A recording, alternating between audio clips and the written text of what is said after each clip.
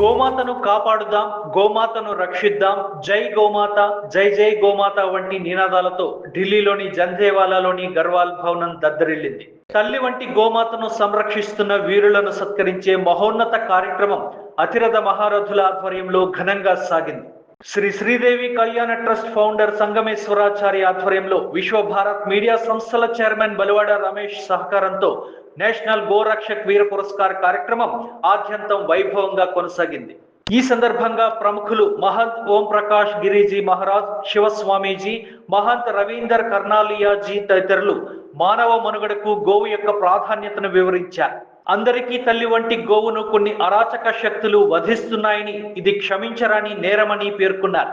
గోమాత సంరక్షణకు హిందువుగా పుట్టిన ప్రతి ఒక్కరూ కృషి చేయాలని పిలుపునిచ్చారు.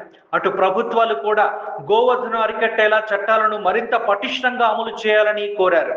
దేశవ్యాప్తంగా గోవులను రక్షించే వారిని గుర్తించి వారందరినీ ఒకే వేదికపైకి తీసుకువచ్చి ఘనంగా సత్కరించుకోవడం గొప్ప కార్యక్రమమని ఈ సందర్భంగా నిర్వాహకులను అభినందిస్తున్నట్లు చెప్పారు. అనంతరం విశ్వ భారత్ మీడియా సంస్థల చైర్మన్ బలివాడ రమేష్ మాట్లాడుతూ గో సంరక్షణ బాధ్యతను మరింత ముందుకు తీసుకెళ్లేలా విశాఖ వేదికగా అక్టోబర్ నెలలో మహోన్నత కార్యక్రమాన్ని చేపట్టనున్నట్లు ప్రకటించారు.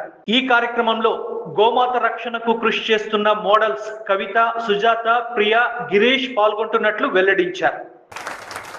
पूरा आदमी मुंबई से आया, उन लोगों गोमाता के लिए बहुत बढ़िया काम करता है। वो मॉडलिंग में बहुत बढ़िया मॉडलिंग करता है गोमाता के लिए।